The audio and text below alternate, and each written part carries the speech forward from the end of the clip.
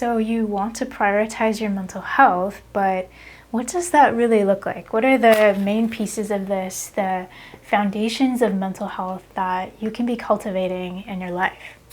In this video, we'll be talking about one of those foundations of mental health, which is nutrition.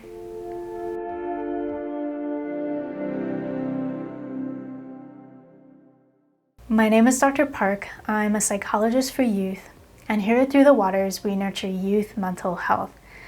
I think there's been a big blind spot in recent years in the field of mental health related to nutrition.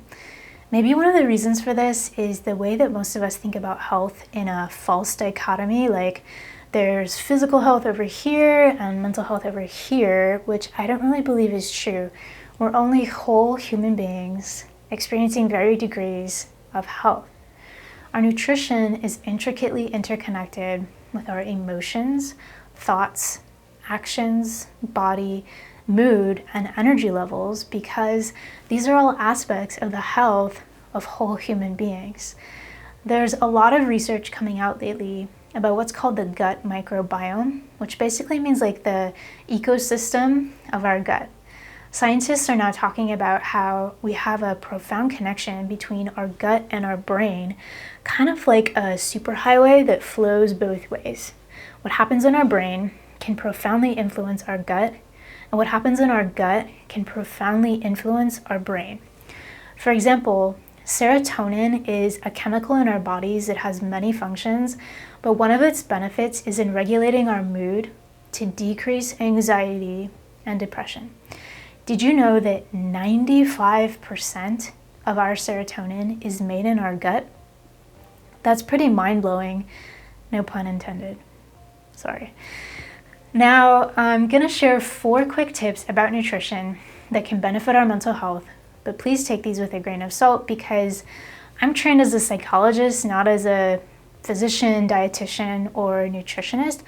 I just happen to be a psychologist who appreciates the role of nutrition and tries to sit at the feet of those specialists to learn from them. In the description below, I'll provide some links to professionals I've learned from, so you can follow them too if you'd like to.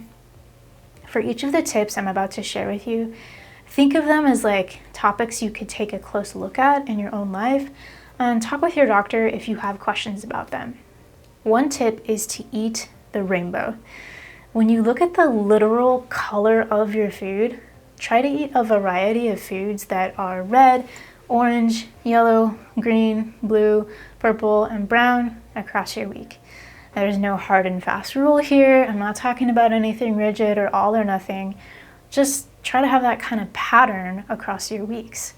This helps us have a healthy, diverse ecosystem in our gut, and it decreases the likelihood that we'll be lacking any specific nutrient. A second tip is to decrease inflammation through our nutrition. Inflammation is kind of like when our body is metaphorically on fire.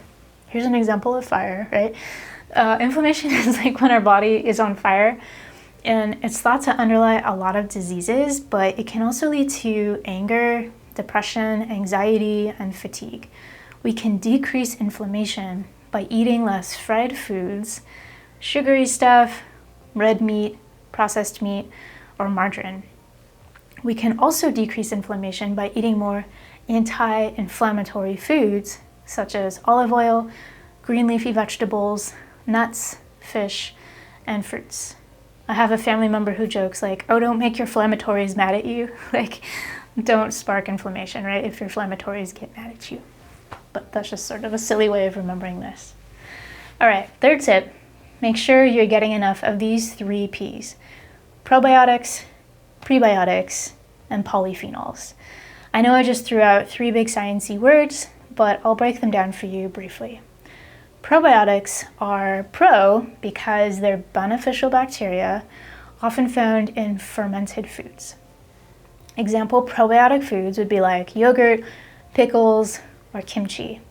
The second P is prebiotics, and these are like the food that probiotics need to survive within us.